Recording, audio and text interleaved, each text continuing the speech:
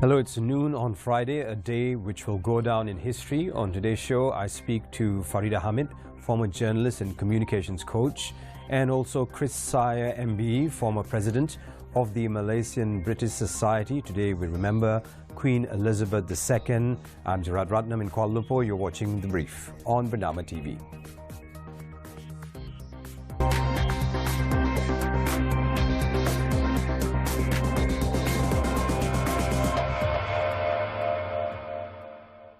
Thank you for staying with us. A very sad day indeed, and with the torrent of news coming up in social media, everyone's finding it hard to reconcile with the end of an era.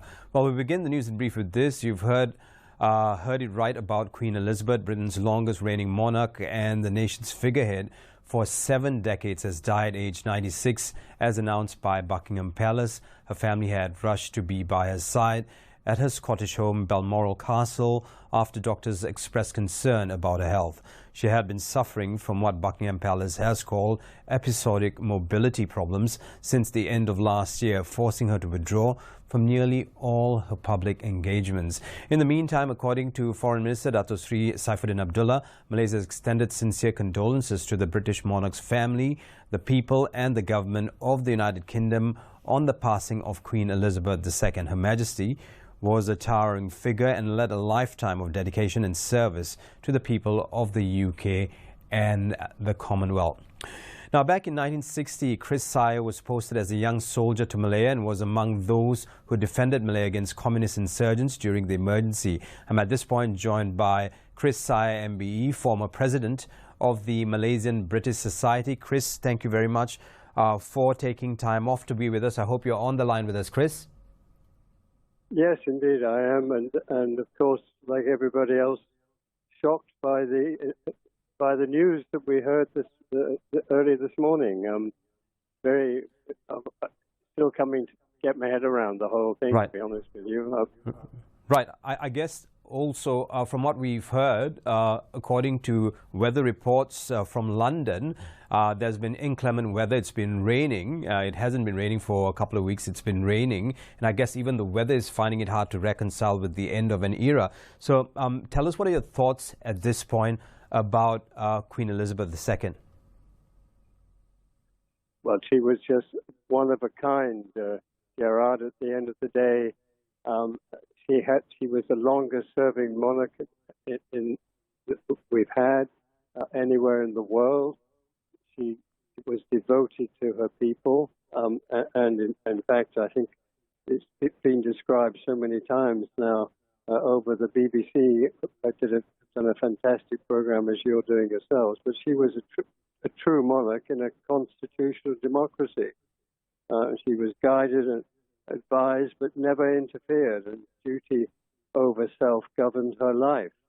I mean, she's a huge loss to the Commonwealth and of course to the world. As a human being, she had her troubles. She was a steadfast faith, and I think that was what sustained her throughout her life. And she was always thinking of other people, and especially in the Commonwealth, of which of course she was head, and indeed many other countries. I mean, she's travelled worldwide in 70 years on the throne. I mean, this as you know, is a platinum jubilee year, and it would take almost a lifetime to put everything into perspective. But she was sports loving. She was a person who followed in meticulous detail. If she had guests, she made sure that they felt comfortable, that everything was looked after properly. Her attention to detail was tremendous, and she was always interested in the subjects that she was talking about. It wasn't a question of she'd been briefed. She herself looked into every detail, and those that had the privilege to meet her, she knew about their background from inside. It wasn't a question of being told what to say. She formed her own opinion, and she steadfastly stuck to it. Mm-hmm. Well, before you continue, Chris, we have a statement from the British High Commission, and this is from His Excellency Charles Hay, the British High Commissioner to Malaysia, and I'm going to read it off my phone. We are profoundly saddened by the death of Her Majesty Queen Elizabeth II. The Queen will be remembered for her extraordinary devotion to duty and a life of service to Britain, the realms, and the Commonwealth.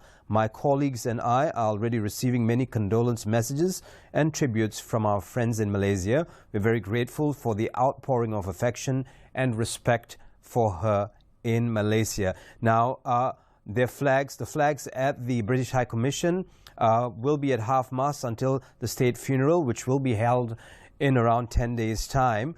There's also going to be a digital condolence book. It's now available on www.royal.uk. That's www.royal.uk for people who wish to pay their tribute and respects.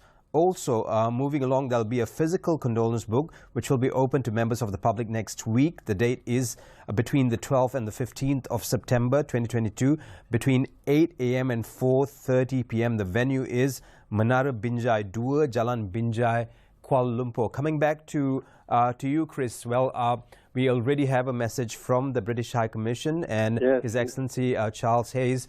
Now, just to move along, you came here in 1960, and I mean, you've done so much to keep the British-Malaysian ties together through sports and through whatever you've done, even broadcast. And I'm sure you've heard a lot of stories about the Queen.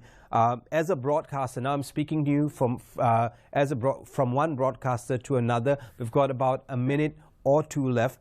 Your message to Malaysia with regards to the passing of Queen Elizabeth II. Well, she was the epitome of fairness. She understood the importance of sport in everybody's lives. They didn't have to be a winner; they had to be a participator, and her participation was, of course, physical as well as visual. She was intensely interested in horse racing, of course, and her love for animals and her love of ecology, the sports aspect of life.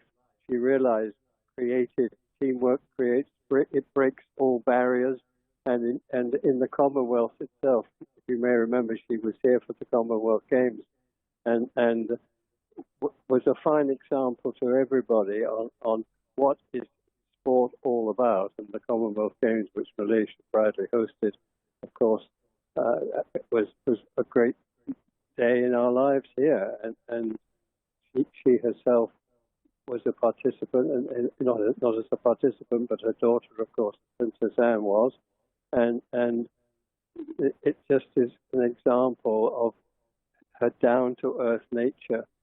It wasn't just about this constitutional monarchy, but it wasn't just to do with rules and regulations. It was to do with example, and she herself wouldn't. There was nobody better.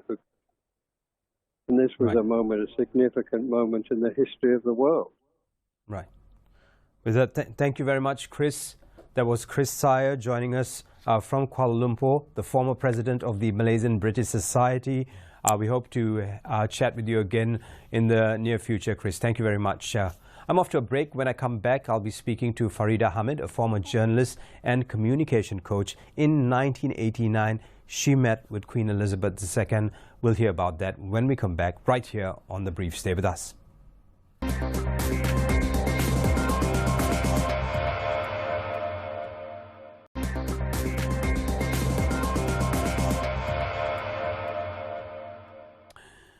Hello, and thank you very much for staying with us right here on Friday's edition of The Brief in Business, which is very brief today. Various moments of silence was held across the globe for the Queen, and including in Wall Street. Here's what CEO, Wealthwise Financial Services International, had to say. Yes, Queen Elizabeth died today, and it's a sad moment across the globe because she had an international impact and she had an affinity for the financial services sector in particular.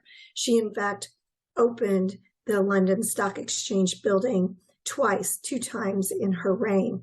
And she always did have an affinity for business. While she tried to stay neutral in many ways, she was a great supporter of the financial services sector. So specifically in our sector and financial services, I think there's a mourning across the globe. She was a proponent of free market exchange, and she will be greatly missed.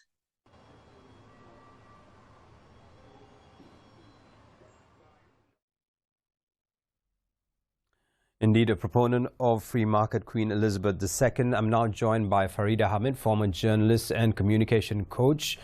She was one of the few journalists in the Malay Mail covering CHOGM held in Kuala Lumpur back in '89. There's a lovely story to this. FARIDAH, thank you very much for taking time off last minute or at the 11th hour to join us for this.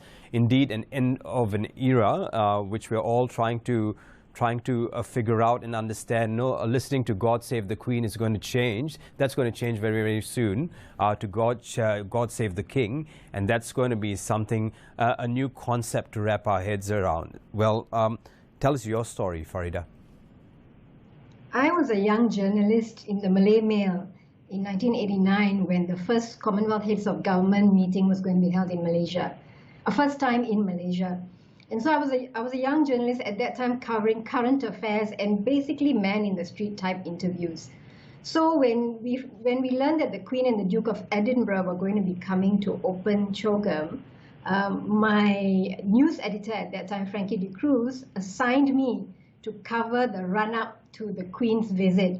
So that included being in daily contact with the British High Commission press office. There was a press officer at that time by the name of Tim, and for the life of me, I cannot remember his surname.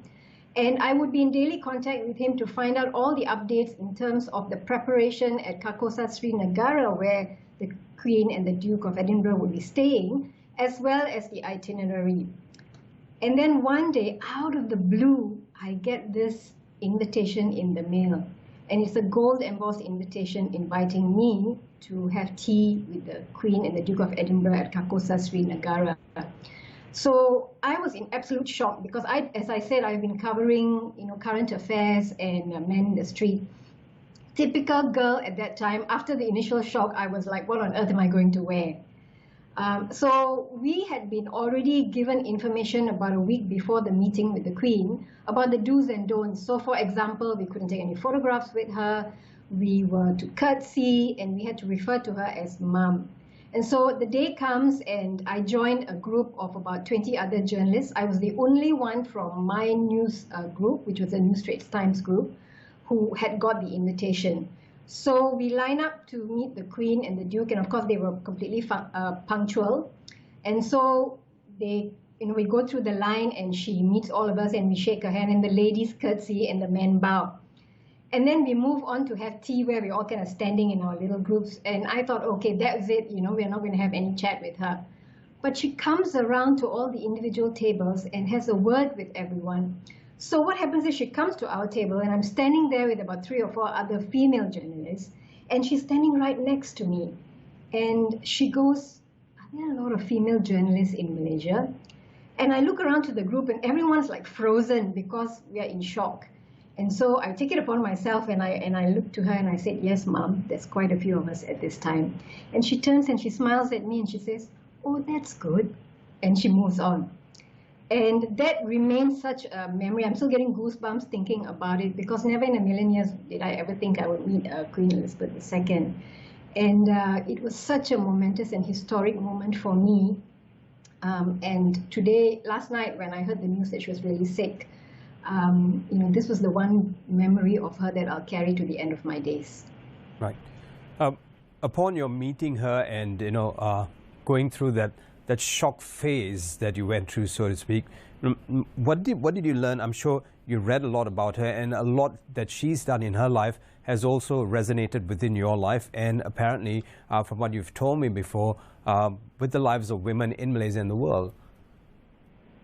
Yeah, I mean, at those days we didn't have the internet, so a lot of stuff that we had to at the last minute look for was about the fact that she was such an iconic woman, because at the age of 27 she became queen. At a time when there were the idea of women's leadership or gender equality was not even in the lexicon of what we hear now when we talk about women and young women and leadership. So to meet someone who was so iconic, who carried herself with such grace and dignity, and who showed all of us what it was like to be a leader, and to show that it was about duty and about service, and all the challenges that she faced during her life, both personal as well as professional, and to always carry herself with such dignity, I think remains a lesson that I carry, and a lesson that I share whenever I do work with women who are young leaders. Mm-hmm. I guess there's just so much to take back from this. Before this, we were speaking to Chris SYER, the president or former president of the Malaysian British Society, and he said it's so hard to talk about 7 decades of what she's done. But having said that, I'm sure it was quite a week for you in preparation to meet the Queen Mother back then. What was it like learning how to curtsy and then subsequently, moving along life, learning social graces, keeping that in mind that they are very attentive to social graces. And do you use that as a sort of a teaching thing within your training these days?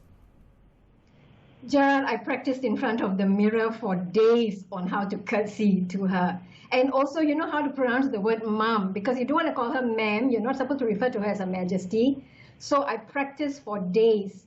And, when the moment comes, it's surreal, because it's kind of like an out-of-body experience when you meet her. But what I was taken with when I met her, and I didn't speak so much to the Duke of Edinburgh, but I remember that how gentle and how kind she was, which was something that I did not expect. Because, of course, you think she's going to be regal and she's going to be very distant, but she was standing right next to me, and she was so, if I can use the word, humble and so real and so down to earth.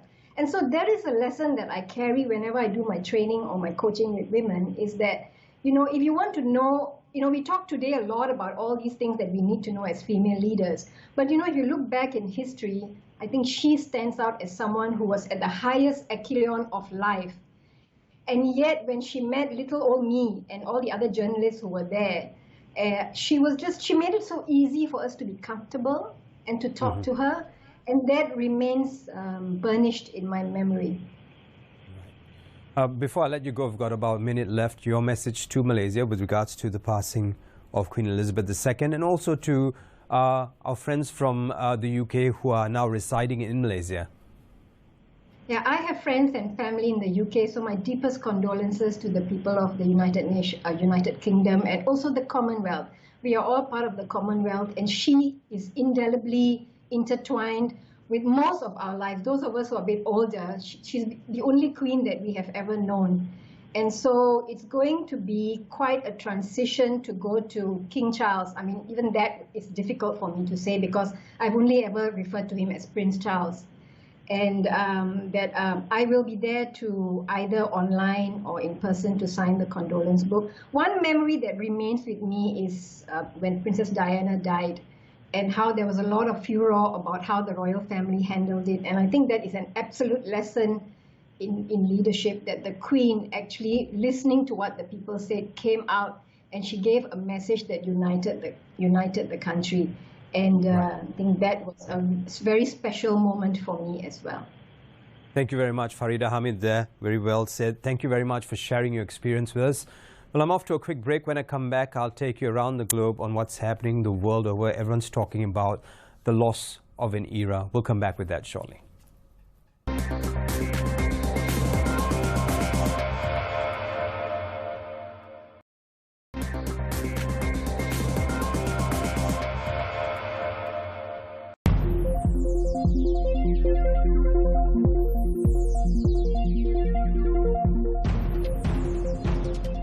Thank you for staying with us right here on The Brief in the International. We begin with this. Crowds of people gathered outside Buckingham Palace on Thursday evening after the announcement of the death of Queen Elizabeth II.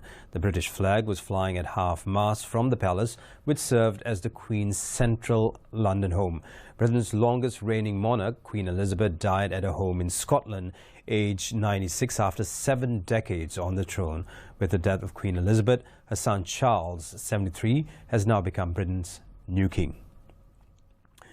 Moving on, Spain's King Philippe offered his condolences to the British royal family on the death of Queen Elizabeth II and paid tribute to one of the best queens of all time. He said the Queen will be remembered as one of the best queens of all time due to her dignity, sense of duty, courage, and a commitment to her people always and at all times. The United Kingdom and the world is in mourning. King Philip's close ties to the British monarch are through his mother, Queen Sophia, who is related to Queen Elizabeth's late husband, Prince Philip.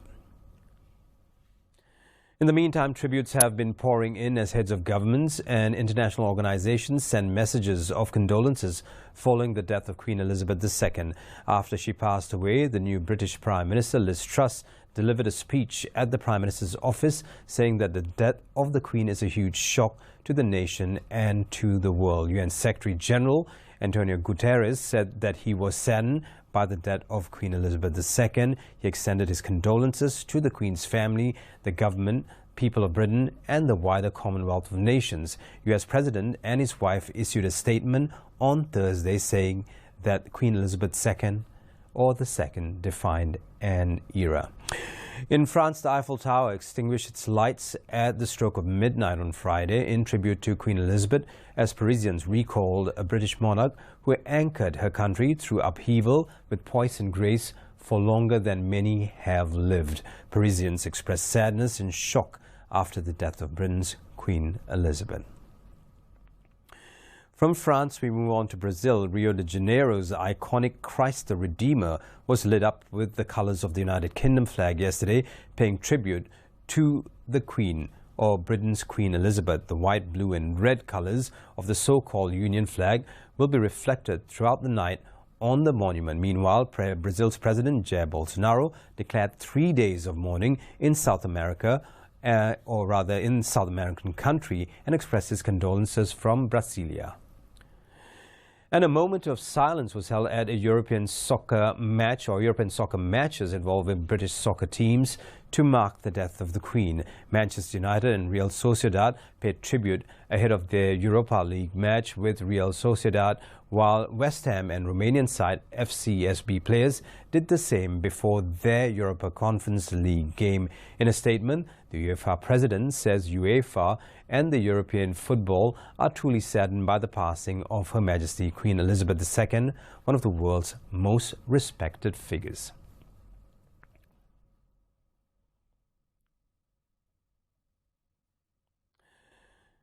Now here's what's trending on Twitter today. Hashtag Queen Elizabeth is #1 today. Condolences to the United Kingdom and the British High Commission here in Kuala Lumpur. Also, there's a hashtag Mahathir, which is suddenly trending based on what we read on Twitter. Mahathir is now the oldest world leader, then followed by the Queen, of course, Queen of England in modern day history. Well, that's a wrap for now. Before I let you go, join my colleague Eleanor Abdullah on The Nation this week as she speaks to Professor Sanjay Rampal and Pete Nicole, who will be in the panel. They'll be talking about the face mask decision, Queen Elizabeth II, COVID-19 boosters, and more. Have a nice weekend. Before I let you go, let's take a look back at 1952 when Princess Elizabeth became Queen. I'm Gerard Ratnam. Thanks for watching.